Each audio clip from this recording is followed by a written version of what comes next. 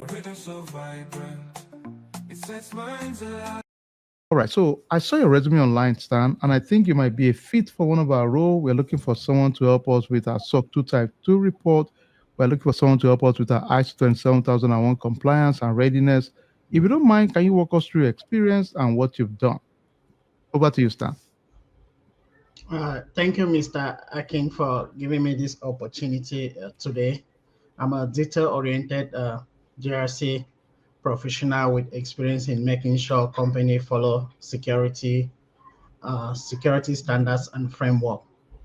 I have worked with company in SOC 2 and ISO 27001. I also work with the PCI DSS in my previous company. I Okay. ensure that they stay organized, and also I make sure that they follow all the requirements. I specialize in conducting internal audit hands-on with using SharePoint, draft questionnaires, perform vendor due diligence. I also map control used to scope out with frameworks focusing on the COSO principle, the NIST 853. I also work with ISO 27001 to to establish the criteria checklist. Okay. So, Stan, just want to give you a scenario. Currently in our organization, we just got a new CISO, and it just mandates us to, map our existing control to ISO 27001. Can you walk us through specific in details? How would you help us to map all our existing controls to ISO 27001? To map existing control with your ISO 27001, I have to first of all understand the scope. I will identify a control objective. That is, I'll take note on objective and respective control. I also document the current controls that you have in place, such as I'll create things like comprehensive inventory of all the organizational assets. I also make sure that I review your policies and procedures. I'll also categorize them in terms of critical and non-critical, beginning with administrative controls, the technical control, and also the physical controls. Okay. So tell me what would be your approach in general? Just walk me through, okay, for us, because this is new for us, right? So we've used NIST in the past, but our current CISO wants us to use ISO because now we've spread to other part of the world. So, walk me through with our NIST control in the past, we scope the audit, right? And based on the scope, we would start engaging our business owners with questionnaires. And each of those areas we focus on, we get their response, and based on the responses we analyze, we do assessment, and we check and score them based on certain criteria. So just walk me through a similar flow if you guys use such an approach. Okay, coming to your company, what I like to do is that I create a risk universe the way I describe it, which I am going to first of all map, beginning with your infrastructure. I'll map your workstation. I'll map end users.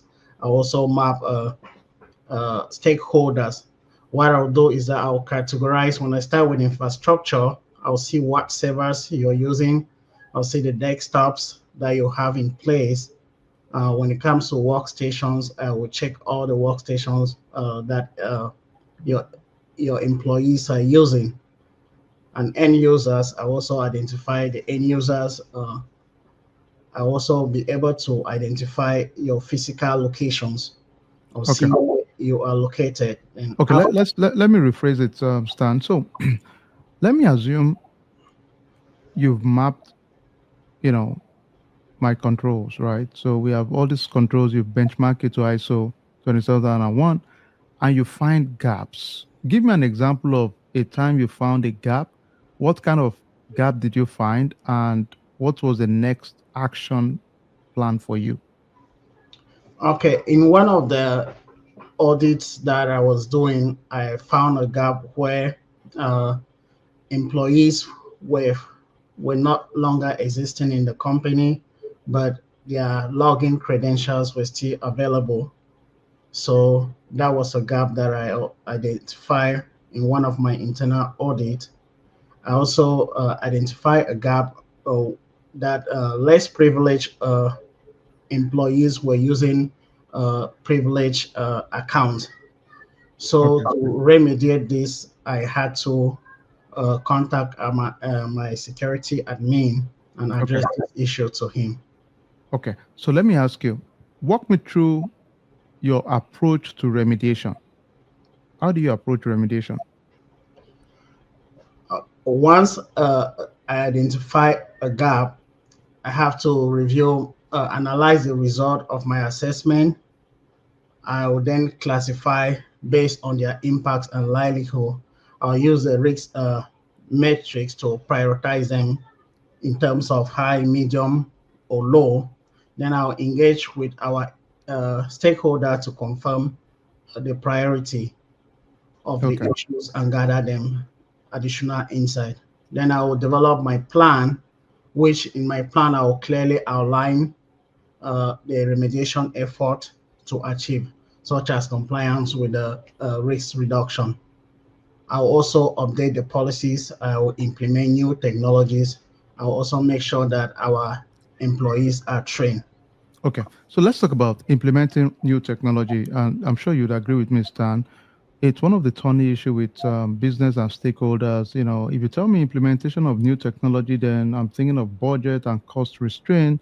So what do you do with in your case with stakeholders if they come back to you and tell you they don't have the budget to implement a new technology at the moment? How would you approach that with them? But you still need them to be in compliance. So what do you think? What's your take on that in general? I know that when it comes to a remediation plan with the new technology, it's always difficult sometimes to get through with the stakeholders. What I do is that I try to present them the risk appetite where I prioritize these risks into low, medium, and high results. So I also make sure that since they are stakeholders, they like to save money. I will present them like cost benefit analysis. Thereby, I will present solutions which they will end up saving money. That's improving efficiency, uh, improve save time, and also enhance security and compliance. Okay. All right. So what do you think? What's your take on, I noticed you in your resume you talked about reviewing of third party risk management program. So what's your experience with working with third party in general, and how do you do due diligence with your third party? How do you ensure compliance with your third party? What's your take? Thank you, Mr. Akin, for that question again. Third party, when it comes to the risk environment, they play a very vital role when it comes to securing the company and following the standards. When it comes to our third party, what I do is I do an initial assessment where I identify all our third parties. Then I classify them to critical and non-critical. Okay. Then after that, I have to perform uh, uh, the due diligence process, which starts from I have to uh, look our policy. I need to ask when their last certification was done. When it comes to SOC certification, I'll check when it's expiring. I'll also perform what I call the risk vendor evaluation, which I have to review their security postures. I'll identify vulnerability in their system. I also assess their compliance with GDPR and HIPAA. What sometimes we do like a site visit if necessary, because we can conduct like site verify their compliance and actually see their documentation policies and practices. Okay. Okay. Let me ask you, Stan, what do you think? Recently, there's been a lot of clamor for utilizing of AI to help with questionnaires to your third-party vendors and, sneaking in some AI element. What's your own take on how AI can improve efficiency around third-party in general? What's your take? Thank you, Mr. Akin, for that question again. Uh, AI, like we say, is a big tool, so it's a new thing. The advantages we have with AI is because as a company, we use data. We have data that we use this data to analyze how AI can be beneficial and not beneficial to us. What I do is that we have like questionnaires which we can automate to distribute to our vendors. We ensure that responses and follow up is in timely manner. We also do the natural language processes, which can analyze open-ended responses. Yeah. Okay. Excellent. Excellent. All right. So the final question I have for you is, walk me through a time some of your business owners disagrees with your finding, and how did you approach that with them? Uh, there have been situations in my last project where I come into a situation like that. During our compliance audit, I identified several gaps in the data protection practices of the business unit. I reported these findings, emphasizing the potential risks and regulatory implication. Some business pushed back on us, arguing that their current practices were sufficient. What I did is that I had to listen. I scheduled a meeting with the business owners to discuss my concerns. I listened carefully to their arguments, ensuring that I understand their reason for believing their practices were adequate. I also clarified misunderstanding by asking questions to identify those specific areas and disagreements and also any misconception about the finding. Okay.